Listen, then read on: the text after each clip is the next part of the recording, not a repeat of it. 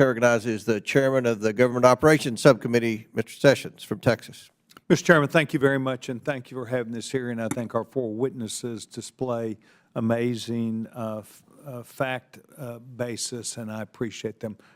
Mr. Davis, good to see you, sir. The young congressman from Virginia is a very dear friend of mine.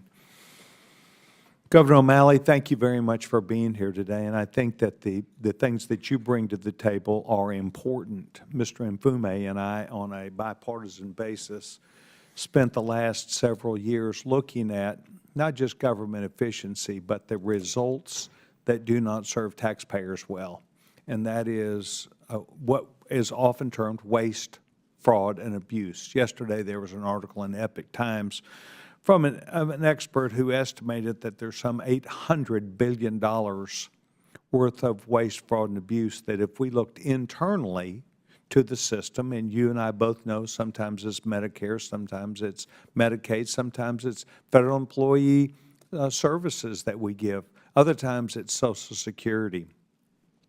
I would suggest to you that I believe that as one of the co-chairmen of the DOGE caucus that we have here, that probably what this new administration is going to do is have to spend a good deal of internal time teaching their employees and focusing them off identifying waste, fraud, and abuse. We can do it perhaps by talking about it, but it's got to be done within the agencies.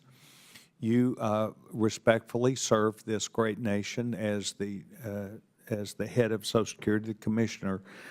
You and I engaged each other, and I provided this letter to you going back, and I'm sure you may or may not recall No, I remember speaking with me. I called you but the day it's, you called me. Yes, sir. And you were very kind to call me. It was about a problem. It was not a normal run-of-the-mill answer that was needed.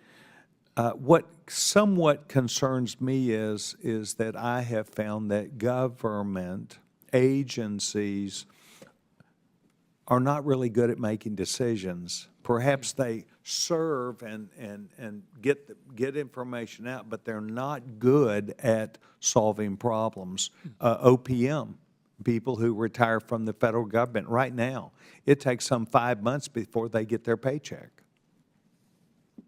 Those are the kinds of stories that need to be told instead of how efficient we are. It is solving problems that people have to make the systems run efficiently. Yes, sir. I will tell you, I sent you a letter not knowing you had left the agency. I sent you a letter. This is dated October 30th. And you and I spoke, and you were out in the field. But I said, I am interested in a decision on this case following our phone call. It is now about January 15th.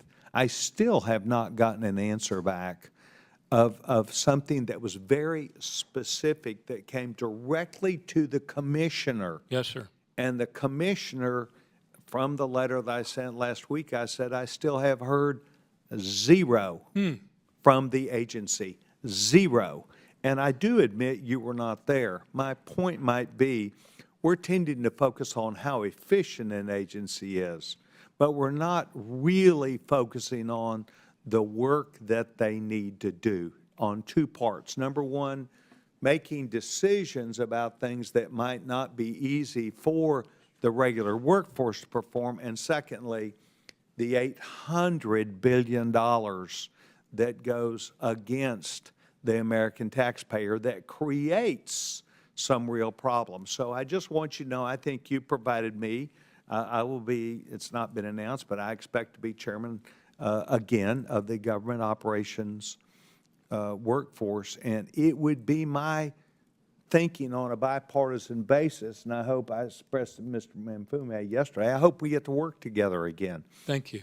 We need to turn our attention to the inefficiencies, to the things that are causing a bleed of not just taxpayer money, but the reason why it was intended that way. So I would like to let you know, I'd like to get back and to vet you. I know I was given 5 minutes, but I wanted to make my point here.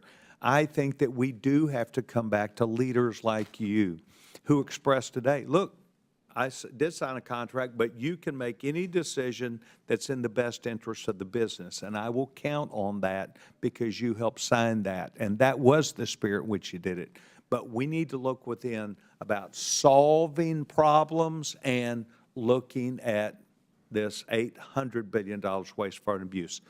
Sir, thank you. I hope that I offered a fair analysis. Thank you. And I hope that we will get in touch with each other when this is over with. Mr. Chairman, I want to thank you for this hearing, and I yield back my time. Mr. Chairman, any chance I could have 30 seconds to respond to both of those? Go ahead. Thank you. Congressman, we got right on that right away. I called you that same day. This is one of those troublesome things in SSI, lots of regulations. The lady in question owned multiple cemetery plots. We suggested a workaround for that she was not amenable to that. Mr. Clota, who's still at the agency, is here, and he should be able to run that to ground. You did on that phone call with me give me a number of your staff, and that failed. Obviously, we didn't communicate and make sure it got back to you. Secondly, every 2 weeks, Mr. Chairman, we looked at fraud as part of the security stat process. While all of them were open and live streamed to the entire, actually your oversight committees of both parties and the SES, fraud was closed, but we had the Office of Inspector General there, and we have greatly upped our game because of an agile every 2 weeks approach, and I think you'd be interested in that. Thank you. Well, hopefully the person that took the message wasn't working from home and didn't get it to you, but